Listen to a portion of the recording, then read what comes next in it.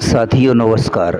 98वें श्लोक का और इस श्लोक का उत्तरार्थ एक ही है। फिर वहाँ पूर्वार्थ में संहरते और श्लोक में निहर गृहीतानि पद का प्रयोग करके दोनों में क्या अंतर दिखलाया गया है। साथियों 98वें श्लोक में भगवान अर्जुन के किमासित कैसे बैठता है, किस तीसरे प्रश्न का उत्तर देते हुए स्थिति प्रज्ञ पुरुष की अक्रिय अवस्था का वर्णन कर रहे हैं। इसलिए वहाँ कछुए का दृष्टांत देकर संहरते पद से विषयों से हटा लेना कहा है।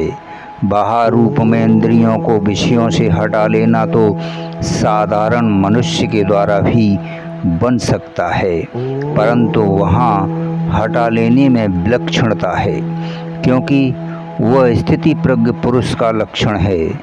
अतएव आसक्ति रहित मन और इंद्रियों का संयम भी इस हटा लेने के साथ ही है। और यहाँ भगवान स्थिति प्रज्ञ की स्वाभाविक अवस्था का वर्णन करते हैं।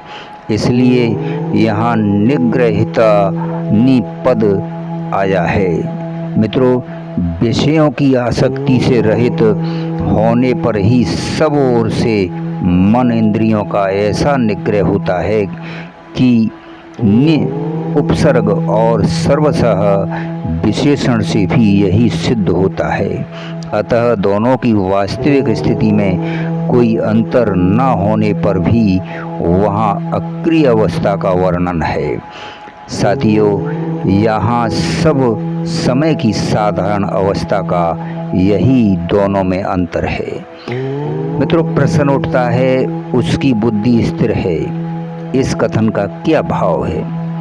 मित्रों, इससे यह भाव दिखलाया गया है कि जिसकी मन सहित समस्त इंद्रियां सब प्रकार से बस में की हुई हैं, उसी की बुद्धि स्थिर है। जिसके मन और इंद्रियां बस में नहीं हैं, उसकी बुद्धि स्थिर नहीं रह सकती। साथियों, इस संबंध में इस प्रकार मन और इंद्रियों के संयम न करने में हानि और संयम होने में लाभ दिखलाकर स्थिति प्रज्ञ अवस्था प्राप्त करने के लिए राग द्वेष के त्याग पूर्वक मन सहित इंद्रियों के संयम की विशेष आवश्यकता का प्रतिपादन करके स्थिति प्रज्ञ पुरुष की अवस्था का वर्णन किया है। साथियों, अब साधारण विषय शक्ति मनुष्यों में और मन इंद्रियों का संयम करके परमात्मा को प्राप्त हुए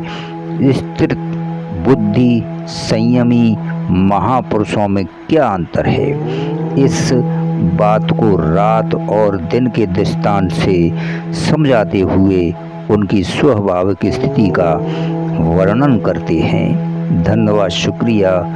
अगले श्लोक में आपसे फिर मिलते हैं।